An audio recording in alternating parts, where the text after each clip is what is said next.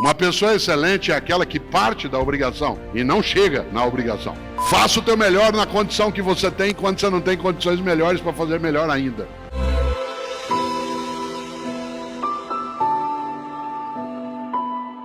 Excelência é quando você ultrapassa, quando você vai além.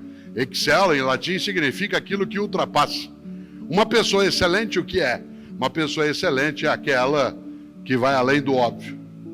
Uma pessoa excelente é aquela que faz mais do que a obrigação. Cuidado, fazer mais do que a obrigação não é trabalhar sem salário, trabalhar sem recurso.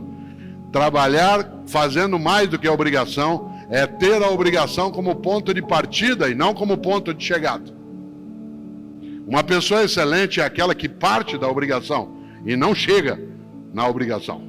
A obrigação é da onde você segue no começo e não o local onde alcança ao final.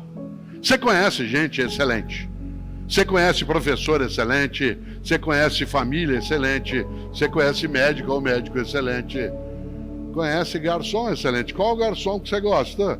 Agora que a gente está podendo voltar aos poucos em alguns lugares, qual garçom? Que aliás, né, Benjamin, é uma palavra francesa, né, para nós, garçom. Olha que coisa boa. Para nós, o que é um garçom que a gente aprecia? Aquele que faz mais do que a obrigação. Qual é a obrigação do garçom? Anotar teu pedido, indicar um lugar, trazer as coisas no final. Anota. Qual é o garçom que você gosta de ser atendido? Aquele que faz mais do que a obrigação. Que sugere coisas para você, que te indica um lugar, que é capaz de ficar próximo, mas não ao lado, ouvindo a conversa, que dá dica para você, que entende um pouco, que você aprecia. Por exemplo, aquele garçom, e você já encontrou, garçom ou garçonete, que você chega num lugar, você está ali num casal, seja qual for, pedem 2 pratos. E aí o garçom diz assim, olha, aqui é comida, o prato é bem servido. Um prato só dá para 2.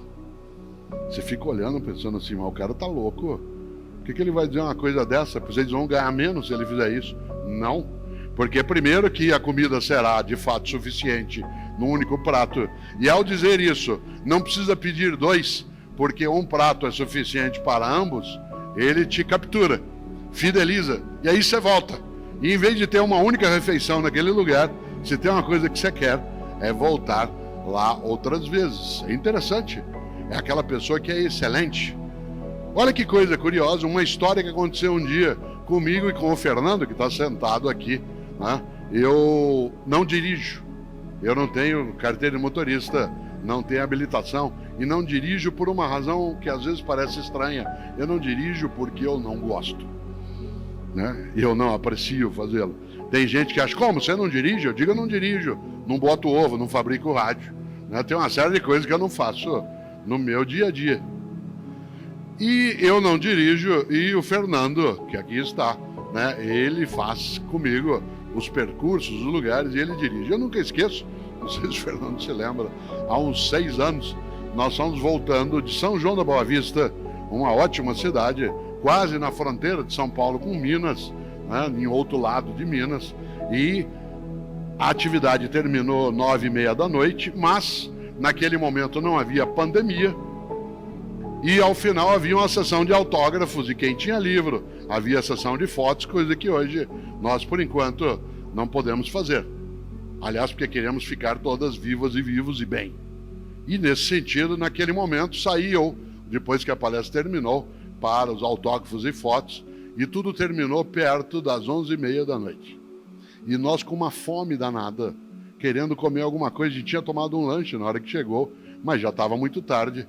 Saímos de São João da Boa Vista, pegamos a estrada, a SP, né, 340, que é uma ótima estrada, que sai em Campinas e depois para pegar a Bandeirantes, e nada aberto na estrada. Todos os postos já fechados no horário que a gente passou. Conseguimos entrar na Bandeirantes, na estrada, na rodovia Bandeirantes, era 1h e pouco da manhã, tudo fechado.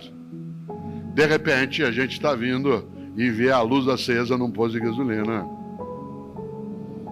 O Fernando entrou. A gente babado de fome, já era 1h e tanto da manhã, e eu rapidamente fui até o balcão. Ali havia uma estufa, e nessa estufa 2 bolinhos. E eu disse ao garçom, por favor, o senhor nos dá esse bolinho? Ele disse, eu se fosse o senhor não comia não. Isso criou um afeto nosso. Aliás, quando a gente pode, a gente passa por lá. Atenção, olha que pessoa excelente. Ele não se contentou em ser exclusivamente um vendedor.